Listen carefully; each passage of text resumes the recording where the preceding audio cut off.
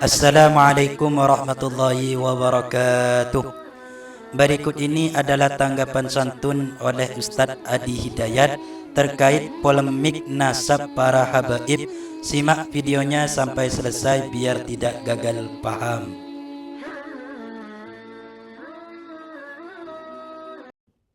Saudara-saudariku, dimanapun berada, semoga video ini menemui kita semua dalam keadaan yang baik, yang sehat, yang mendapat bimbingan dari Allah Subhanahu wa Ta'ala untuk senantiasa menata aktivitas dan perilaku kita sehingga mulia di hadapan Allah Subhanahu wa Ta'ala sampai kita kembali berpulang kepadanya. Alhamdulillah, Allah mempersaudarakan kita dengan ikatan iman, yang dengan itu selamat kita dari berbagai macam kepedihan hidup, selamat kita dari berbagai macam kegelisahan, selamat dari berbagai peluang, sifat-sifat dan sikap-sikap yang tidak mulia. Dan dengan iman itulah kemudian kita disatukan untuk menjadi contoh bagi semesta seperti yang dituntun oleh Nabi mulia Nabi Muhammad SAW.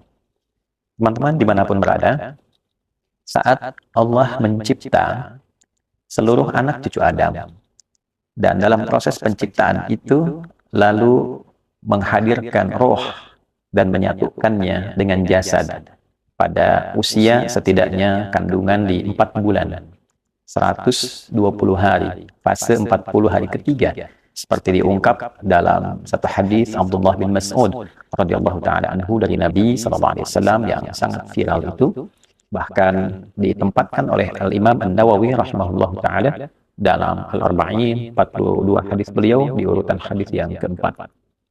Kalau roh ditiupkan dan disatukan dengan fisik, maka disitulah kemudian terjadi satu komitmen, dialog antara Al-Khaliq, Allah Subhanahu wa Ta'ala, sang pencipta, dengan makhluk yang tercipta. Terekam itu semua dalam Al-Quran surah ke-7 di ayat 172. Wa idh akhadha rabbuka min bani Adam min zuhurihim dhurriyyatahum wa ashhadahum ala anfusihim alastu bi rabbikum qalu bala shahidna an taqulu yawmal qiyamati inna kunna an hadha ghafilin. Wa idh akhadha rabbuka min bani Adam. Dan ingatlah, pelajari, pahami, ketahui. Sehingga dengan mempelajari itu kita mengerti, dengan mengerti itu timbul ada ingatan dalam diri kita untuk kita jadikan sebagai pedoman. Apa yang kita ingat, kita pelajari, kita pahami itu ketika Allah Subhanahu wa Ta'ala, Tuhan kita semua, mengambil satu perjanjian dan komitmen yang kuat. Nah, ini yang ingin saya tegaskan dalam perjanjian komitmen itu, saking mulianya perjanjian ini, saking agungnya, juga dilekatkan di situ unsur nasab. Wa idh akhadha rabbuka min bani Adam. Dan ingatlah Muhammad SAW ketika Rabbmu mengambil satu komitmen perjanjian min bani Adam, dari semua anak cucu Adam. Maka menarik perjanjian syahadat pertama yang menentukan fitrah dan kemurnian bawaan fitrah itu.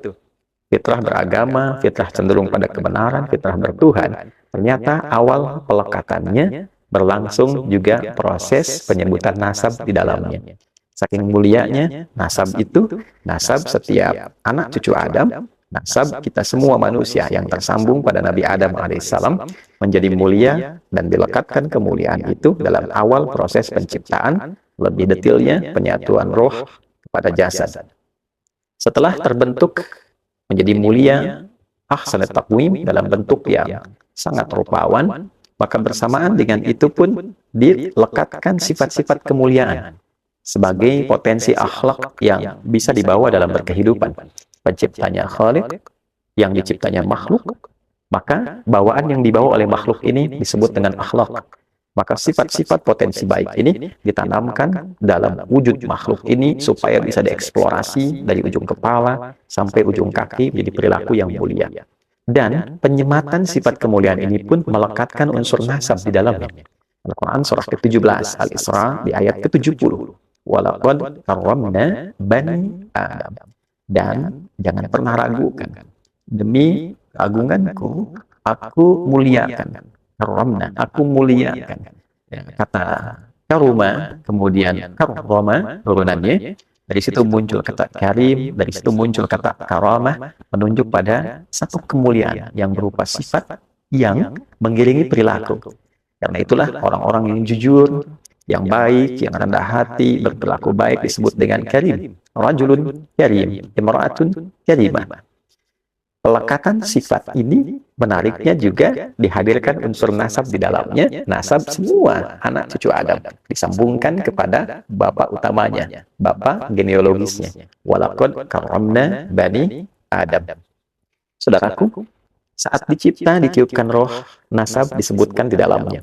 Saat diberikan sifat-sifat kemuliaan yang bisa digali dan disematkan dalam perilaku, nasab diikutkan di dalamnya. Bahkan ketika kita diminta memenuhi seruan Allah Subhanahu wa Ta'ala yang dihadirkan dari berbagai masjid-masjid itu, nasab pun dihadirkan di dalamnya. Allah Subhanahu wa Ta'ala berfirman di Quran surah ke-7 misalnya, Al-A'raf di ayat ke-31. Ketika Allah menyampaikan, ya bani Adam khudhu zinatakum 'inda kulli masjid. Hai semua anak cucu Adam, kenakan pakaian terbaikmu ya dalam setiap kehadiranmu, memenuhi panggilanmu dari masjid-masjid itu. Kenakan pakaian terbaikmu untuk memenuhi panggilan Allah Subhanahu wa Ta'ala yang datang dari beragam masjid-masjid itu. Dilekatkan panggilan itu dengan nasab. Menjalani kehidupan dari unsur nasab itu, kita diminta belajar dari kakek moyang kita, yaitu Nabi Adam alaihissalam. Bagaimana perilaku beliau, bagaimana kedekatan beliau dengan Allah, pelajaran kehidupan beliau. Maka di dalam surat Al-A'raf, dari turunan-turunan yang sangat menarik tentang kisah-kisah beliau, mulai diberikan pendidikan di surga sampai bertugas di muka bumi, lalu Allah mengatakan supaya kita belajar dari peristiwa itu untuk menjauhi tipu daya setan. Ya bani Adam la yaftinannakumus syaitanu kama akhraja abawaykum minal jannah. Hei semua anak cucu Adam. Lagi-lagi nasab disebutkan. Nasab kita semua anak manusia yang tersambung kepada kakek moyang kita, Adam alaihissalam. Hei seluruh anak cucu Adam, jangan sampai engkau termakan oleh tipu daya setan, terkena provokasi setan yang pernah memperdayai kakek moyangmu Adam alaihissalam sehingga mengeluarkan kakekmu itu dari kenikmatan. Diizinkan oleh Allah kejadian itu terjadi pada masa itu untuk memberikan pelajaran pada kita bagaimana kita bisa menghindari, bagaimana kita mendapatkan jalan keluar. Mudah bagi Adam alaihissalam, seorang nabi yang terpilih, dijaga oleh Allah untuk ditetapkan, jangan sampai tergoda. Tapi bagi kita yang bukan nabi, bukan rasul, dan berpotensi banyak tergoda, kita harus tahu bagaimana cara menghindari, bagaimana cara kita kembali saat terjebak di dalamnya. Dan menariknya, itu semua diungkap dengan penyebutan awal nasab. 7 kali disebutkan ini dalam Al-Quran. Ya Bani Adam. Bani Adam 7 kali disebutkan dalam Al-Quran. Mulai dari awal penciptaan penyatuan roh dengan fisik. Mulai dari penyebutan sifat-sifat mulia yang melekat pada potensi diri kita untuk menjadi perilaku. Lalu juga panggilan-panggilan keindahan untuk menyembah Allah hingga kewaspadaan dan cara kita menjalani aktivitas dalam keseharian. 7 kali disebutkan genealogi nasab ini. 7 hari kita beraktivitas dalam sepekan, seakan kita tidak boleh lupa bahwa nasab kita ini begitu mulia. Nasab kita dipertaruhkan. Nasab kita memberikan kemuliaan-kemuliaan tertentu di sisi Allah Subhanahu wa Ta'ala. Dan dengan nasab itu kita tercipta, dengan nasab itu kita pulang, dan dengan nasab itulah kemudian kita mempertanggungjawabkan segala kegiatan-kegiatan aktivitas kehidupan kita di muka bumi ini. Itulah yang menjadikan segala penyebutan nasab di dalam Al-Quran pada umumnya seringkali menghadirkan contoh-contoh kemuliaan. Terlebih ketika nasab itu dilekatkan pada sosok-sosok tertentu yang mulia secara spesifik. Misal, yang perempuan ada Maryam, wa Maryam binata Imran. Dan belajarlah tentang Maryam, anak perempuannya Imran. Seorang perempuan mulia, nasabnya disebutkan langsung pada ayahnya Maryam, anak perempuannya Imran, karena menunjukkan satu kemuliaan yang sangat luar biasa, satu keteguhan, kedekatannya dengan Allah, bagaimana orang tua merawatnya, akhlaknya yang sangat mulia. Bukan hanya menunjuk kepada nasab keluarganya saja, dari keluarga Imran yang baik, yang mulia, tapi Maryam menunjukkan kemuliaan nasab ini dan menjaganya dengan sifat-sifat perilaku mulia, ketakwaan kepada Allah, sehingga menjadi contoh yang melewati setiap masanya. Bahkan ketika melahirkan putra tunggal beliau dengan cara yang istimewa pula, dari sikap yang mulia, dari perilaku yang mulia, ibadah yang mulia, maka lahirlah anak yang mulia yang terpilih. Setelah itu menjadi harapan kakek neneknya, Imran dengan Hannah. Berharap lahir anak laki-laki, kemudian yang lahir perempuan, ternyata cucunya laki-laki. Dan diberi nama Isa. Dan jangan lupa, Isa pun alaihi salam disebutkan dengan nasab ke atasnya. Isa bin Maryam. Isa satu-satunya anak laki-laki Maryam alaihi wassalam. Bagaimana Al-Quran menyifati Isa alaihi salam? Ternyata kemuliaan nasab ini dirangkai dengan kemuliaan perilaku. Sangat viral di Quran surah 19 dengan namanya Maryam, bahkan khususnya di ayat 31 sampai dengan ayat 33 itu. Wa ja'alani mubarakan aina ma kuntu wa awsani bis shalah, dan seterusnya sampai kita dapati wassalamu alayya yauma wulidtu wa yauma amutu wa yauma ub'atsu hayya. Ya, keselamatan di dunia saat akan wafat sampai dengan dibangkitkan di akhirat dalam kebaikan. Dan menariknya, beliau juga menyebutkan beliau berbakti kepada ibundanya, beliau mengabdi kepada Allah dengan sempurna, dan juga dipertemukan dengan saudara nasabnya juga tersambung dalam situasi yang unik. Ayahnya yang meminta itu Zakaria alaihi salam supaya terlahir seorang anak khusus yang Allah saja menganugerahkannya dengan cara yang luar biasa. Menyembuhkan kembali istrinya, bisa mengandung, melahirkan, diberi nama dengan Yahya, dan itu pun pemberian dari Allah. Menariknya, ketika turunan nasab ini disebutkan dari Zakaria, kemudian melahirkan Yahya, menariknya, Yahya disifati oleh Allah dengan perilaku-perilaku yang sangat bisa dan sangat luar biasa diteladani, sifat-sifat yang mulia yang dengan itu ia dikenang. Ya Yahya, khudhil kitaba biquwwah wa atainahu al-hukma sabiyyan wa halalan min ladunna wa zakatan wa kana taqiyyan wa barran biwalidayhi wa lam yakun jabbaran asiyan wa salamun alayhi yawma wulida wa yawma yamutu wa yawma yub'atsu hayya. Betapa banyak keunggulan perilaku yang disematkan dalam sifat-sifat ini, dan dengan keunggulan itu menjadi contoh bukan hanya bagi kita sebagai muslim kini, tapi juga kita bisa melacak itu semua sampai ke keluarga ke atasnya. Puncak semua itu, bila kita kumpulkan seluruh keteladanan dari setiap era nabi-nabi mulia, rasul mulia, maka keseluruhannya kita akan temukan keteladanan itu dalam wujud seorang sosok paling mulia di muka bumi ini, yaitu Rasulullah tercinta Nabi Muhammad sallallahu alaihi wasallam.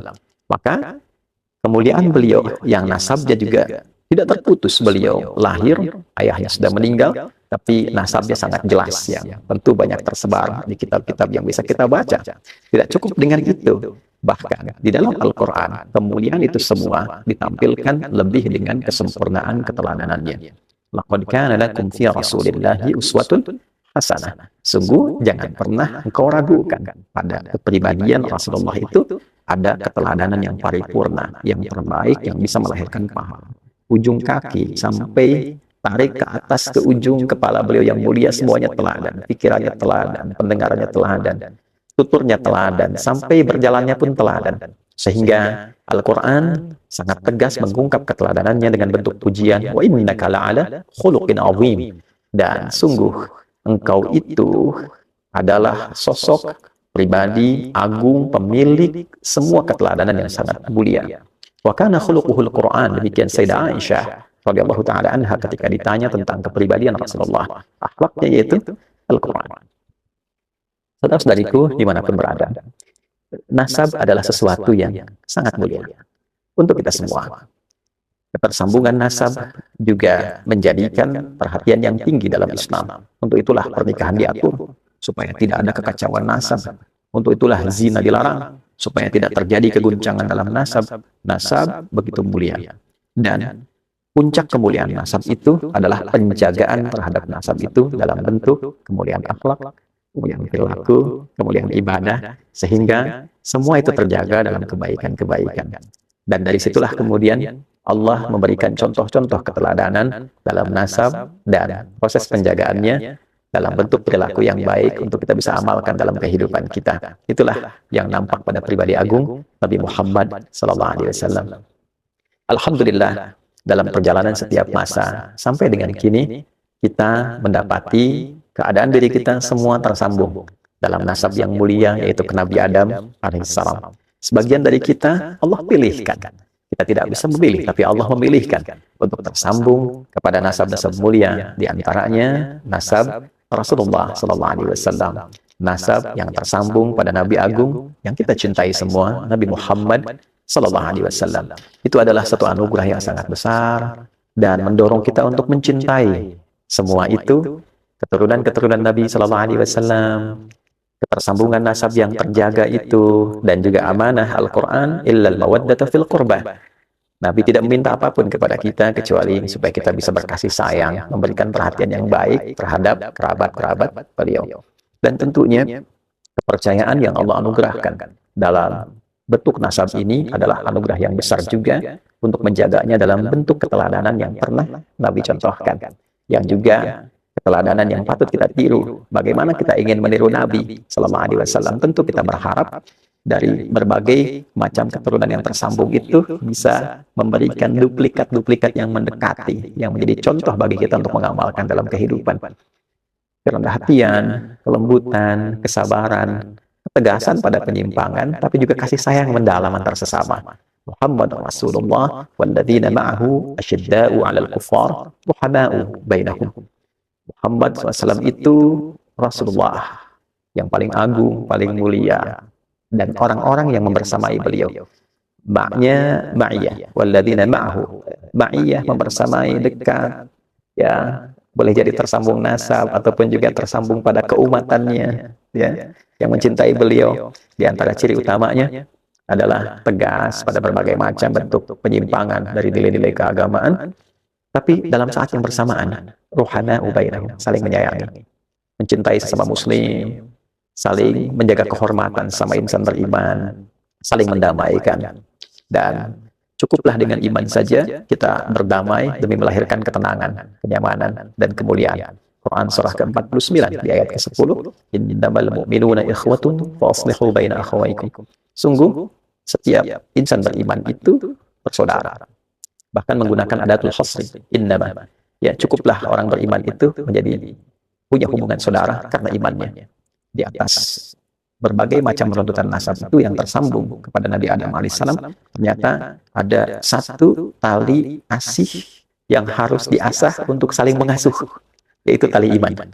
Habdu minallah. Dan dengan iman itulah kita menjadi bersaudara. Fa asbahtum bi ni'matihi ikhwana. Dengan nikmat Allah, nikmat iman itu kita bersaudara. Karena itulah bila terjadi satu perbedaan pendapat atau bahkan memicu perselisihan, perdebatan, dan di antara keelokan insan beriman itu adalah menghadirkan sifat islah, menghadirkan kedamaian yang menyatukan, menghadirkan satu bentuk perbaikan yang mempersaudarakan.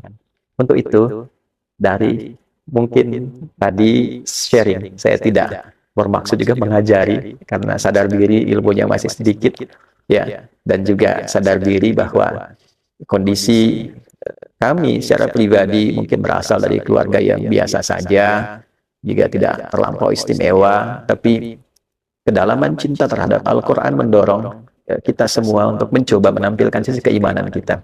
Di sini saya ingin menghimbau kepada seluruh kalangan tanpa kecuali untuk menghentikan seluruh bentuk perdebatan, sifat-sifat yang mengarahkan kepada perpecahan, yang dipicu oleh polemik-polemik tentang nasab dan sebagainya. Saya kira cukup selesai. Alangkah lebih baik dihentikan saja, karena kita semua adalah mulia. Kita satu bangsa, satu negara, satu ikatan iman. Akan lebih baik bila seluruh problem itu kita tepikan, selesai, dan menghadirkan islah. Saya sangat mencintai dan Masya Allah negeri ini dibangun dan juga dirangkai dengan rangkaian yang sangat indah. Di antara saham terbesar untuk merangkai negeri ini adalah saham keimanan kita kepada Allah Subhanahu wa Ta'ala. Di dalamnya banyak sekali nasab-nasab tersambung pada Rasulullah Sallallahu Alaihi Wasallam yang memberikan kontribusi besar akan terlahirnya negara kesatuan Republik Indonesia, baik di masa perjuangan, penyusunan bagian-bagian yang membentuk NKRI, lambang negara, dan yang lainnya. Bahkan embrio awal berdirinya Indonesia itu juga ya yang menyatukan kerajaan-kerajaan di Nusantara, yang memberikan pendalaman-pendalaman, pengajaran-pengajaran tentang bagaimana implementasi ketauhidan dalam membela negara, revolusi jihad dan sebagainya. Itu seluruhnya teman-teman sekalian, tanpa kecuali mengacu pada ulama-ulama kita dan juga mereka diantaranya tersambung nasabnya pada Rasulullah SAW. Apakah dari jalurnya Ba'alawi, apakah dari jalurnya Wali Songo, seluruhnya memiliki kemuliaan yang kita cintai dari manapun. Saya mengajak akan lebih baik perdebatan itu ditepikan. Mungkin Allah menginginkan dan menghendaki itu semua terjadi supaya kita saling mengenal siapa yang selama ini nggak pernah kelihatan.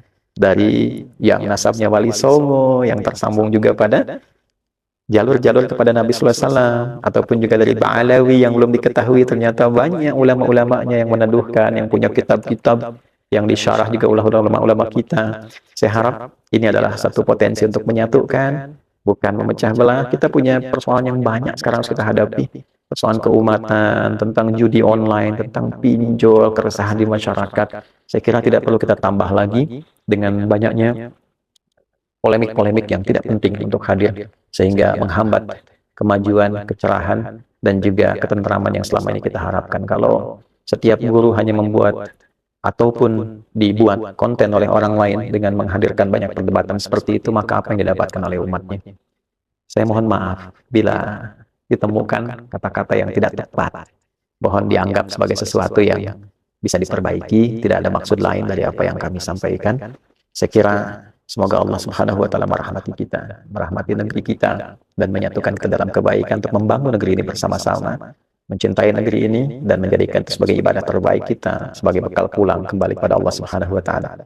Sekali lagi, hentikan polemik nasab, hadirkan sifat islah di antara kita, dan mari kita rekatkan ukhuwah yang dengan perekatan itu kita bangun bangsa kita untuk maju bersama di era yang tidak mudah ini dengan tantangan yang beragam. Orang sudah sampai ke titik yang tinggi untuk menjemput masa depan. Maka saatnya kita membangun islah sebagai pondasi berbangsa, bernegara, berketuhanan yang Maha Esa untuk melahirkan perilaku kemanusiaan yang beradab dan diawali dengan persatuan Indonesia demi mewujudkan kerakyatan yang dipimpin oleh hikmat kebijaksanaan dalam permusyawaratan perwakilan dan terwujudlah keadilan sosial bagi seluruh rakyat Indonesia. Adi Hidayat. Assalamualaikum warahmatullahi wabarakatuh. Terima kasih telah menonton video ini. Semoga kita beri taufik dan hidayah sehingga bisa membedakan mana yang hak dan yang batil. Amin ya rabbal alamin. Wassalamualaikum warahmatullahi wabarakatuh.